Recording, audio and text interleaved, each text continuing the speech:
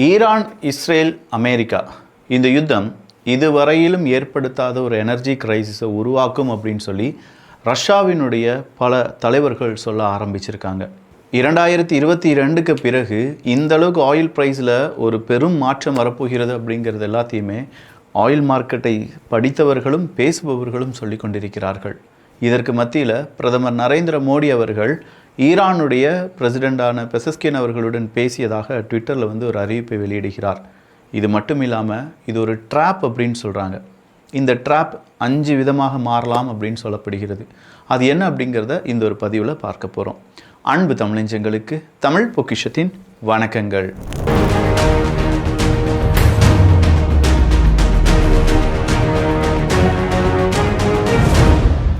ஒரு நாளொன்றுக்கு ரஷ்யாவினுடைய எல்லா வருமானத்தையும் முடக்கணும்.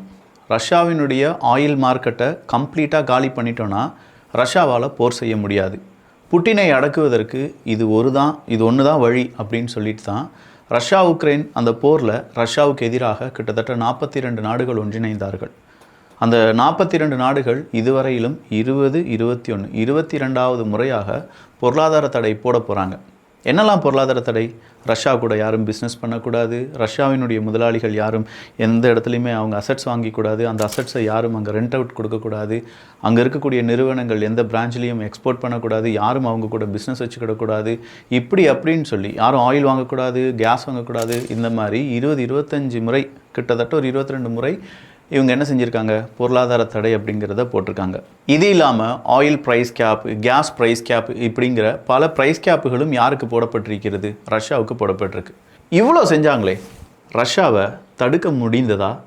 ரஷ்யாவினுடைய வளர்ச்சி, ரஷ்யாவினுடைய போர், ரஷ்யாவினுடைய தாக்குதல், ரஷ்யாவினுடைய ஃப்ரண்ட்லைன் எக்ஸ்பேன்ஷன், ரஷ்யாவினுடைய ஒட்டுமொத்தமான ஆரா, இதை மேற்குலக நாடுகளால் உடைக்க முடிந்ததா என்று கேட்டால் இல்லை.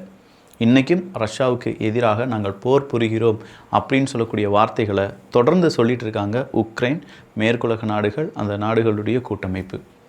இன்றைக்கி எல்லா நியூஸ் மீடியாவும் உருள்றாங்க. மேற்குலக நாடுகளுடைய அந்த news medias daily per day 150 million எக்ஸ்ட்ராவாக சம்பாதிக்க போகிறாங்க ரஷ்யா. காரணம் என்ன? ஆயில் மார்க்கெட்டில் ஏற்பட்டிருக்கக்கூடிய இந்த சிக்கல் காரணமாக ரஷ்யா விற்பனை செய்யக்கூடிய அந்த கச்சா எண்ணெய் இருக்குது பார்த்தீங்களா, அதன் வழியாக எக்ஸ்ட்ராவாக ரஷ்யாவுக்கு ஒரு நாளைக்கு 150 மில்லியன் அமெரிக்க டாலர் கிடைக்க போகுதான். இந்த மாதம் முடிகிறதுக்கு முன்னாடி ரஷ்யா சம்பாதிக்கக்கூடிய தொகை 5 பில்லியன் அமெரிக்க டாலராக இருக்கும் அப்படின்னு சொல்கிறாங்க எக்ஸ்ட்ராவாக.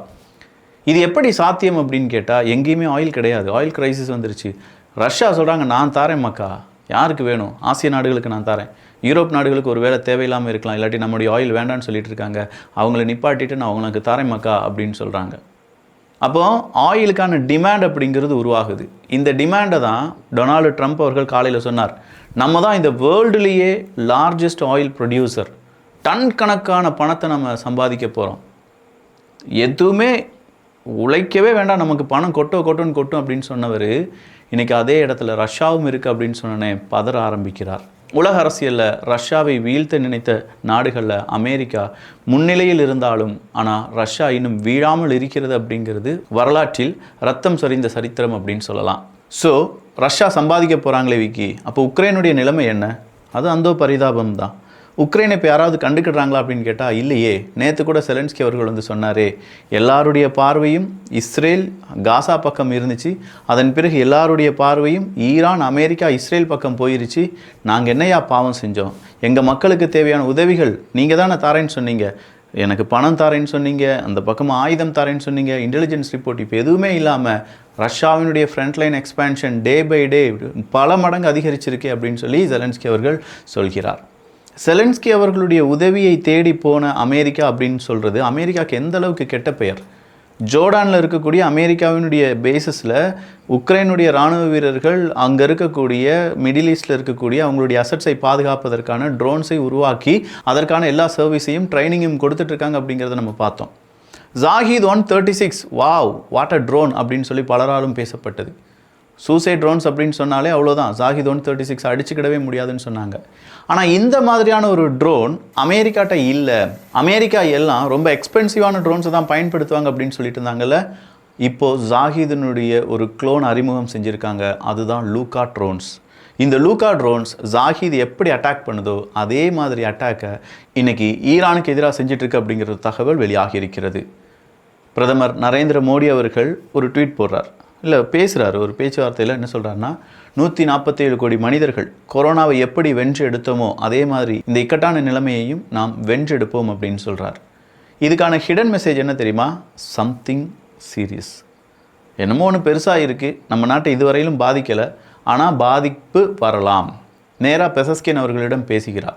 பேசின பிறகு அவர் சொல்கிறார், இங்கே எங்களுக்கு தேவையானது, அங்கே நாங்கள் அவங்க கூட இருக்கோம், அங்கே ஏற்பட்டிருக்கக்கூடிய இழப்புகளுக்கு அவங்க கூட தோளுடன் தோளாக இருக்கிறோம், அங்கே இருக்கக்கூடிய இந்தியர்களும் அங்கே இருக்கக்கூடிய மக்களும் பாதுகாப்பாக இருக்க வேண்டும், பாதுகாப்பான முறையில் குட்ஸ் எல்லா பக்கமும் ட்ரேட் ஆக வேண்டும் அப்படின்னு சொல்லி பேச்சுவார்த்தை ஒன்று தான் இதற்கான சொல்யூஷனாக இருக்கும் அப்படின்னு சொல்லி அவருடைய ட்வீட் இருக்கிறது. நாளைக்கு நல்ல செய்தி வரலாம்.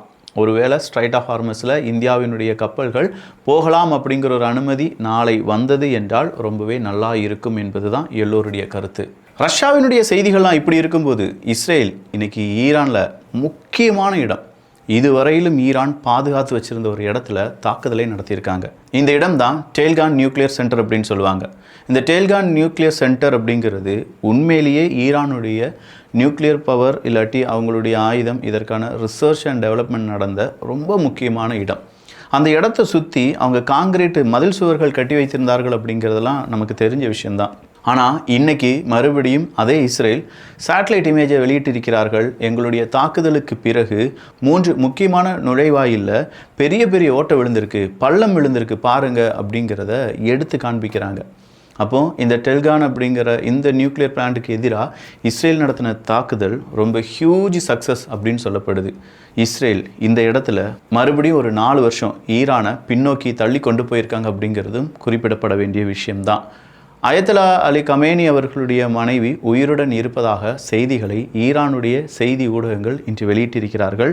அதை இன்னும் அஃபிஷியலாக மேற்குலக நாடுகள் அறிவிக்கவில்லை என்பதும் குறிப்பிடத்தக்கது.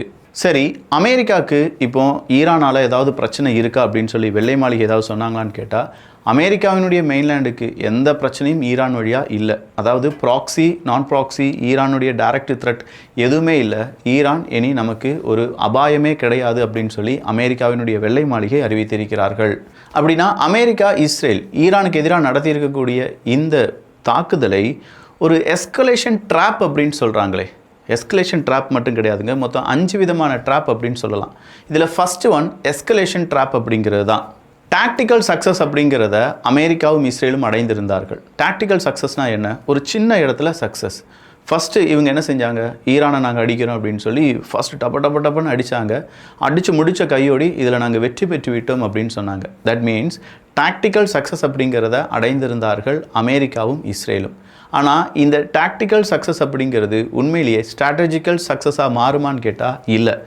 இதனால் அமெரிக்காவுக்கும் இஸ்ரேலுக்கும் லாங் டேர்மாக ஏதாவது அமைதி திரும்புமான்னு கேட்டால் கிடையாது. அதனால தான் டாக்டிக்கல் சக்ஸஸ் அப்படிங்கிறது ஒரு ஸ்ட்ராட்டஜிக்கல் சக்ஸஸாக இருக்காது.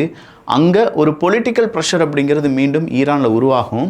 அதன் காரணமாக இது மறுபடியும் எஸ்கலேட் ஆகிட்டே இருக்கும். அதனால தான் ஈரான் யுத்தத்தை ஒரு எஸ்கலேஷன் ட்ராப் அப்படின்னு சொல்லி அழைக்கிறார்கள். அடுத்ததாக ஸ்மார்ட் பாம்ப் ட்ராப் அப்படின்னு சொல்லுவாங்க. அதாவது எல்லாமே எங்கள் கண்ட்ரோலில் தான் இருக்குது, இனிமேல் ஒன்றுமே செய்ய முடியாது அப்படின்னு சொல்லக்கூடியது தான் இந்த smart bomb drop. Rapidly, it's doing very well. Our military is unsurpassed. There's never been anything like it. Nobody's ever seen anything like it. And we're doing what has to be done, should have been done. ஒரு இலூஷனை create பண்ணுவாங்க. First நல்லா பாருங்களேன், எல்லா ஆயுத கிடங்கையும் நாங்கள் அடிச்சிட்டோம். First நாங்கள் என்ன செஞ்சோம், ப்ரீஎம்டிவ் ஸ்ட்ரைக் நடத்திட்டோம், இனிமேல் ஈரானால் எந்திரிக்க முடியாது, ஈரானுடைய 90% ஆயுதங்களை அழித்து விட்டோம் அப்படின்னு சொல்லி ஒரு இலூஷனை க்ரியேட் பண்ணாங்க. எங்கள் கண்ட்ரோலில் தான் இருக்குங்கிற அந்த இலூஷன் தான். இந்த இலூஷன் என்ன ஆகும் அப்படின்னு கேட்டால், வாவ் இஸ்ரேலும் அமெரிக்காவும் சேர்ந்து ஈரானை சோழி முடிச்சிட்டாங்க அப்படின்னு சொல்லி வரும்போது தான் அடுத்ததாக ஒரு குண்டு வெடிக்கும். ஈரான் இந்த பக்கம் குண்டு தூக்கி போடுவாங்க. ஸோ இந்த மாதிரி ஃபஸ்ட்டே ஸ்மார்ட்டாக நாங்கள் முடிச்சிட்டோன்னு சொல்லி அந்த இடத்துல பாதியாக மிச்சம் வச்சிருக்கக்கூடிய இந்த 2 நாடுகள் மறுபடியும் ஈரானுடைய தாக்குதலுக்கு உட்படுவார்கள். அதாவது ஷார்ட் டேர்மாக முடிஞ்சிருச்சு அப்படின்னு சொல்லி நம்மளை நம்ப வச்சவனுங்க லாங் டேர்மாக இந்த யுத்தத்தை கொண்டு போயிட்டே இருப்பாங்க. இதை கூப்பிடுறது தான் ஸ்மார்ட் பாம்ப் ட்ராப் அப்படின்னு சொல்லுவாங்க. அடுத்ததாக இருக்கிறது தான் ஹொரிசோண்டல் எஸ்கலேஷன் அப்படிங்கிறது. அதாவது நேரடியாக அமெரிக்காவும் இஸ்ரேலும் ஈரான் அடித்தாங்க. ஈரான் என்ன செஞ்சாங்க, அரபுலக நாடுகள் அவங்களுடைய அண்டை நாடுகள் பேசஸ் மிலிட்ரி பேசஸ் எங்கெல்லாம் இருக்குன்னு சொல்லி வேறொரு பக்கமாக இந்த ஒரு யுத்தம் அப்படிங்கிறது தள்ளி போச்சு. அப்போ நேரடியாக அமெரிக்காவுக்கும் இஸ்ரேலுக்கும் எதிராக இந்த யுத்தம் வராமல் அதுக்கு ஹொரிசாண்டலாக வேறு நாடுகள் வேறு பகுதிகளில் யுத்தம் அப்படிங்கிறது பெருசாகிட்டே இருக்கும். இப்போ கூட ரொமேனியா பக்கம் யுத்தம் பெருசாகிடுச்சு அப்படின்னு சொன்னேன். அடுத்ததாக ஈரான் மீண்டும் எந்த நாடுகளை குறிவைக்கிறாங்களோ அந்த நாட்டிற்கு எதிராக ஈரானுடைய தாக்குதலும், அதை எதிர்த்து இஸ்ரேல் அமெரிக்காவினுடைய தாக்குதலும் இப்படின்னு சொல்லி ஒரே நேரத்தில் 2 பகுதிகளில் யுத்தம் அப்படிங்கிறது வளர ஆரம்பிக்கும். இதை தான் ஹொரிசாண்டல் ட்ராப் எஸ்கலேஷன் அப்படின்னு சொல்கிறாங்க. அடுத்ததாக பேரலல் அட்டாக் அப்படிங்கிறது தான். இந்த பேரலல் அட்டாக் அப்படிங்கிறது ஹொரிசாண்டல் அட்டாக் நான் சொன்னேன்ல, அதுக்கு நேர் ஆப்போசிட். வெளிநாடுகளில் யுத்தம் போகாது, அது வந்து ஹொரிசாண்டல். இந்த 2 நாடுகளுக்கு இல்லாமல் வேறு நாடுகள் பாதிப்பது. ஆனால் பேரலல் அட்டாக் அப்படிங்கிறது என்ன தெரியுமா, அங்கே இருக்கக்கூடிய பவர் கிரிட்டை நாங்கள் அழிச்சிட்டோம், அங்கே இருக்கக்கூடிய எனர்ஜி செக்டார்ஸ் அழிச்சிட்டோம், அங்கே இருக்கக்கூடிய ஆயில் ரிஃபைனரி அழிச்சிட்டோம் அப்படின்னு சொல்லி அந்த நாட்டுக்குள்ளேயே சில பகுதிகளை மட்டும் அடிச்சுக்கிட்டே இருப்பாங்க. அதே மாதிரி எதிரியும், அதாவது ஈரானும் என்ன செய்வாங்கன்னா, இதுக்கு பேரலாக நாட்டில் என்ன இருக்குது, உனக்கான அந்த தகுதிகள் என்ன இருக்குது, உனக்கான இன்ஃப்ராஸ்ட்ரக்சர் என்ன இருக்குன்னு சொல்லிட்டு அமெரிக்காவினுடைய நட்பு நாட்டுக்குள்ளே இவங்களுடைய இன்ஃப்ராஸ்ட்ரக்சர் அடித்தாங்கன்னா இந்த பக்கமும் இன்ஃப்ராஸ்ட்ரக்சர் அடித்து காலி பண்ணுவாங்க. ஸோ இந்த மாதிரி பேரலல் அட்டாக்கும் நடந்துகிட்ருக்கு. ஸோ ஒரே சேர பேரலல் அட்டாக் அப்படிங்கிறது நடந்துட்டுருக்கு, இன்னொன்னா ஹொரிசாண்டல் எஸ்கலேஷன் நடந்துட்டுருக்கு, அடுத்ததாக எக்ஸ்பேன்ஷன் ட்ராப் அப்படிங்கிறது உருவாகிருச்சு, ஸ்மார்ட் போம் ட்ராப் அப்படிங்கிறது உருவாகிருச்சு, கடைசியாக ஏர் பவர் மட்டும் ஒரு நாட்டை வெற்றியாளனாக மாற்றாது அப்படிங்கிறத உலகம் கண்டு கொண்டது. ஏர் சுப்பீரியாரிட்டியாக ஈஸியாக அமெரிக்காவும் இஸ்ரேலும் வாங்கிட்டாங்க. அப்படின்னா ஈரான் தோற்கடிக்கப்பட்டிருக்க வேண்டும், ஈரானில் ரெஜிம் மாற்றம் வந்திருக்க வேண்டும். கரெக்டு தானே? ஆனால் நடந்துச்சா? இல்லை. இந்த இடத்துல நிறைய பேர் ஈரானுக்கு எதிராக இருந்திருப்பாங்க, அயத்தொல்லா கமேனி அவர்களுக்கு எதிராக இருந்திருப்பாங்க. ஆனால் அமெரிக்காவும் இஸ்ரேலும் ஒரே ஒரு குண்டை தவறான ஒரு இடத்துல போட்டாங்க. அதுதான் அங்கே இருந்த பள்ளி மாணவிகள். ஒரு 175 பேர் கொல்லப்பட்டாங்க பாருங்கள். அந்த இடத்துல இஸ்ரேலும் அமெரிக்காவும் செய்த தப்பு, அவங்க ஏர் சுப்பீரியாரிட்டியாகவே வந்திருந்தாலும், அவங்களால ஈஸியாக ஈரானை அழிக்க முடிஞ்சிருந்தாலும் அங்கே இருக்கக்கூடிய மக்களை இஸ்ரேல் அமெரிக்கா பக்கம் திருப்ப முடியாமல் போயிடுச்சு. அவ்வளோ நாள் ஈரானுக்கு எதிராக பேசிகிட்டு இருந்தவங்க என்னானாலும் சரிடா, ஈரான் நம்ம விட்டு கொடுத்துடக்கூடாது அப்படின்னு சொல்லி அங்கே அவங்க என்ன செய்ய ஆரம்பிச்சிட்டாங்க, ஒரு கூட்டமாக மாற ஆரம்பிச்சிட்டாங்க. இந்த இடத்துல தான் என்னதான் ஏர் சுப்பீரியாரிட்டி உங்களுக்கு கையில் கிடைச்சாலும் நீங்கள் சூஸ் பண்ணக்கூடிய டார்கெட் உங்களுக்கு எதிராக மக்களை திருப்பக்கூடிய விஷயமாக இருக்கக்கூடாது அப்படின்னு சொல்லி இந்த பொலிட்டிக்கல் சயின்ஸ் படிக்கிறவங்க படிப்பாங்க. இதெல்லாம் ஒரு பொலிட்டிக்கல் சயின்ஸ் ப்ரொஃபஸர் அவருடைய பிளாகில் எழுதுனது தான். பட் கேட்பதற்கும் புரிந்து கொள்வதற்கும் இதில் நிறைய விஷயங்கள் இருக்குது. நான் சொன்ன ஸ்மார்ட் பாம் தியரியாக இருக்கட்டும், ஹொரிசாண்டல் எஸ்கலேஷனாக இருக்கட்டும், இல்லை பேரலல் அட்டாக்காக இருக்கட்டும், இல்லை எஸ்கலேஷன் ட்ராப்பாக இருக்கட்டும், இதெல்லாம் நம்ம மாணவ மாணவிகளுக்கும் சொல்லிக் கொடுத்தீங்கன்னா இப்படிலாம் டேர்ம்ஸ் இருக்கா அப்படிங்கிறத அவங்களும் புரிந்து கொள்வார்கள். புதுசாக இருக்குல்ல உங்களுக்கு? புதுசாக இருந்துச்சுன்னா கண்டிப்பாக 4 நண்பர்களுக்கு ஷேர் பண்ணலாம். ஸோ இந்த டாபிக் எப்படி இருந்துச்சு அப்படிங்கிற உங்களுடைய கருத்துக்கள், இந்த என்டையர் வீடியோ எப்படி இருந்துச்சு அப்படின்னா உங்களுடைய கருத்துக்கள் இங்கே வரவேற்கப்படுகின்றன.